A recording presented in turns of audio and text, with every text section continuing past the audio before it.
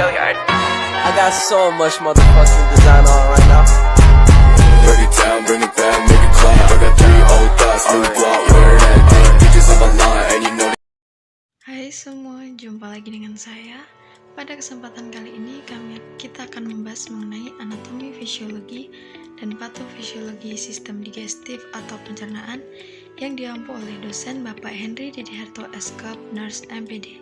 Sebelumnya, perkenalkan, nama saya Justina Mei Indra Lestari dengan nomor NRP 222-32978, reguler 1 kelas C semester 2, Prodi D3 Rekam Medis dan Informasi Kesehatan, Sekolah Tinggi Ilmu Administrasi Malang. Yang pertama, kita akan membahas anatomi mengenai sistem digestif. Sistem pencernaan merupakan serangkaian jaringan organ yang memiliki fungsi untuk mencerna makanan. Sistem pencernaan juga merupakan sistem yang menerima makanan dari luar dan mempersiapkan untuk diserap oleh tubuh atau proses pencernaan yang terbentang mulai dari mulut hingga anus.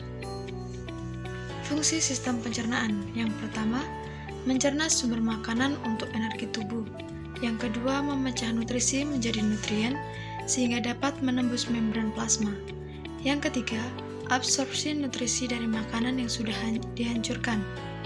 Yang keempat, eliminasi sisa metabolisme atau makanan yang tidak dapat dicerna. Proses pencernaan dibagi menjadi dua, yaitu pencernaan secara mekanis dan pencernaan secara kimiawi. Pencernaan secara mekanis adalah proses perubahan makanan dari bentuk kasar atau besar menjadi bentuk yang lebih kecil atau halus. Proses ini terjadi dengan bantuan gigi dan lidah, juga dengan otot lambung. Yang kedua yaitu pencernaan secara kimiawi. Pencernaan secara kimiawi adalah proses pengubahan zat makanan dari bentuk yang kompleks menjadi bentuk yang lebih sederhana dengan bantuan enzim pencernaan. Anatomi sistem pencernaan. Yang pertama, saluran pencernaan dibagi lagi menjadi rongga mulut atau kavitas oris, faring atau tekak, eksofagus atau kerongkongan, lambung, gaster atau ventriculus, usus halus, intestinum minor, usus besar, intestinum mayor. Selanjutnya yaitu rektum dan anus. Adapun organ tambahan atau aksesorius. Yang pertama gigi, lidah, kantung empedu. Yang pertama mulut. Mulut adalah rongga yang berada di antara pipi, bibir, lidah, tenggorokan, dan langit-langit mulut. Mulut atau rongga mulut, oral cavity atau cavum oris, merupakan pintu masuk dari traktus gastrointestinal, tempat permulaan bagi proses digestif mekanis, yaitu dengan cara mastikasi atau mengunyah, dan juga proses digestif kimiawi melalui enzim yang terdapat pada saliva. Fungsi mulut. Mulut mempunyai fungsi yang pertama, jalur bagi keluar masuknya udara. Yang kedua, menjadi gerbang utama bagi makanan dan minuman untuk masuk ke dalam tubuh. Yang ketiga, berperan penting dalam menunjang aktivitas bicara. Selanjutnya yaitu organ lidah. Lidah merupakan organ aksesoris dari sistem digestif yang dibentuk oleh otot skeletal dan dilapisi oleh stratified squamous epithelium. Kumpulan otot rangka pada bagian lantai mulut yang membantu pencernaan makanan dengan mengunyah dan menelan. Memiliki peran yang pertama, mengatur letak makanan di dalam mulut. Yang kedua, mengecap rasa makanan, memindah makanan pada saat dikunyah. Yang ketiga, membantu menelan makanan dan menghisap. Yang keempat, pembentukan suara. Fungsi lidah. Fungsi lidah yang pertama sebagai indera pengecap, yang kedua sebagai alat berbicara dan berkomunikasi, yang ketiga mengatur letak makanan saat dikunyah, yang keempat membantu menelan dan menghisap, yang kelima membantu menyentuh makanan. Selanjutnya yaitu faring atau paring. Suatu kantong fibromuskuler yang bentuknya seperti corong, yang besar di bagian atas dan sempit di bagian bawah, serta terletak pada bagian anterior kolom vertebra yang panjangnya kurang lebih 14 cm. Terletak pada dasar tengkorak, bergabung ke dalam eksofagus. Merupakan tempat persimpangan antara jalan pernafasan dan jalan makanan. Fungsi faring atau tekak berperan dalam sistem pernafasan, sistem pencernaan juga dalam proses berbicara atau suara. Sebagai penyalur makanan dari mulut ke kerongkongan atau sistem pencernaan. Yang ketiga sebagai penyaring, pengatur tekanan juga bisa mengatur kelembapan udara yang masuk dalam sistem pernafasan. Yang keempat, mengatur tekanan udara antara lingkungan dalam telinga dan lingkungan luar tubuh. Yang kelima, tempat rangsangan bersin terjadi untuk mengeluarkan benda asing. Selanjutnya yaitu eksofagus. Eksofagus merupakan saluran muskular yang menyalurkan makanan dari paring menuju gaster atau lambung. Panjangnya 25-30 cm dengan lebar 2 cm. Memanjang setinggi vertebra cervicalis 6 dan cartilagus stricodia sampai vertebra thoracalis 10-12.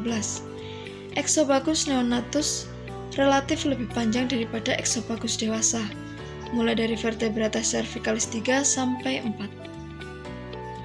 Fungsi eksofagus. Yang pertama menyalurkan makanan dari mulut ke lambung, yang kedua menghasilkan gerak peristaltik, yang ketiga mencegah laju isi dan cairan lambung.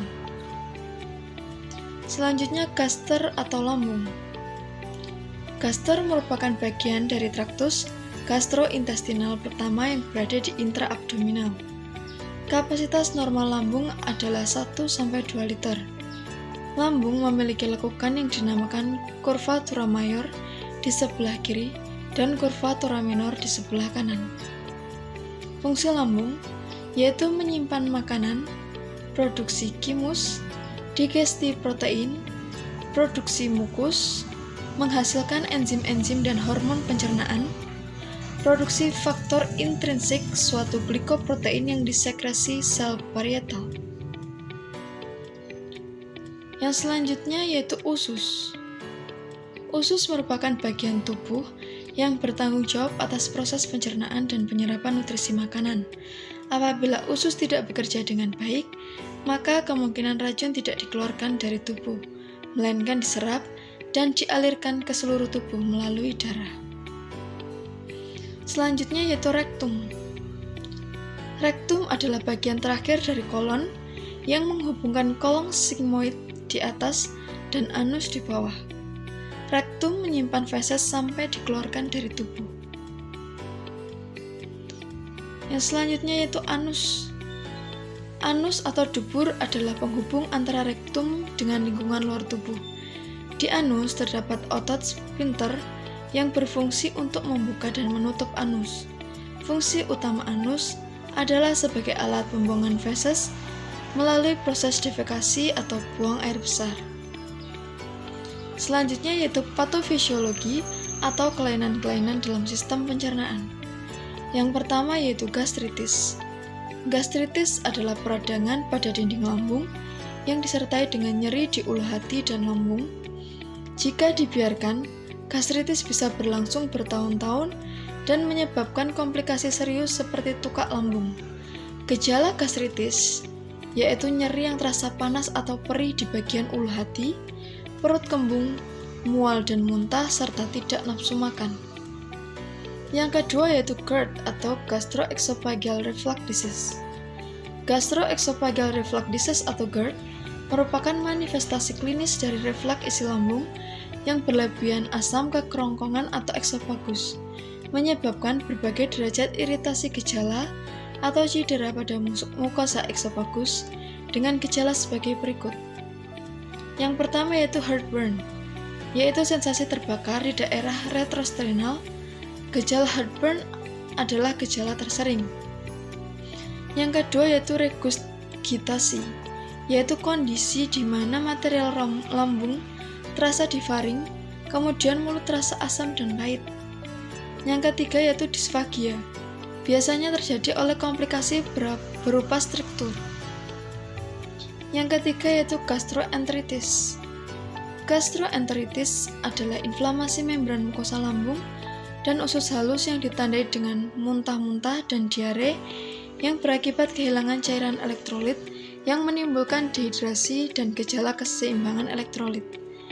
Gejala dari gastroenteritis yaitu demam dan menggigil, sakit kepala, mual dan muntah, frekuensi defekasi meningkat, bising usus meningkat, feses kadang disertai lendir atau darah.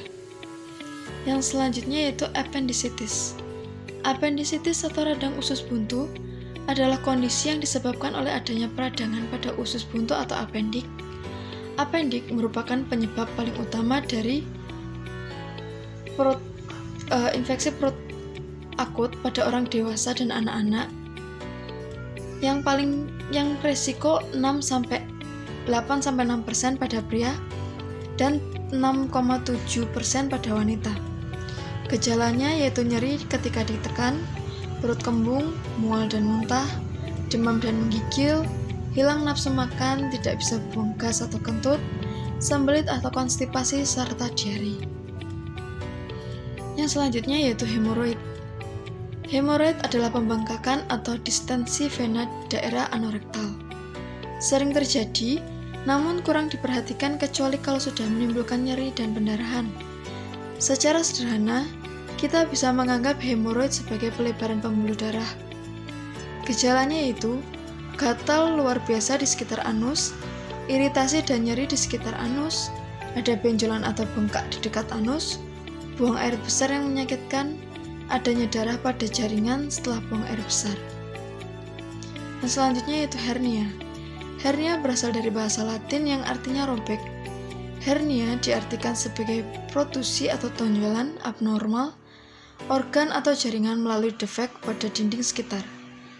Gejala dari hernia yaitu nyeri ulu hati atau heartburn, penyakit asam lambung atau GERD, kesulitan menelan atau disfagia, sesak nafas, muntah darah, dada nyeri, serta sakit perut. Yang terakhir yaitu peritonitis. Peritonitis adalah peradangan pada peritoneum, yaitu selaput tipis yang membatasi dinding dalam perut dan organ-organ perut. Peradangan ini umumnya disebabkan oleh infeksi. Jika tidak ditangani, peritonitis dapat berakibat fatal. Gejala peritonitis yaitu nyeri perut mendadak, perut kembung, perut membesar dan teraba keras, mual dan muntah, demam, lemas, hingga hilang nafsu makan, diare, sembelit dan tidak bisa buang gas. Oke, sekian pembahasan kali ini di sistem digestif atau pencernaan mengenai anatomi dan patofisiologi. Semoga ilmu yang baru ini bermanfaat bagi kita semua, dan mohon maaf jika ada kesalahan materi atau kesalahan pengucapan. Terima kasih dan sampai jumpa.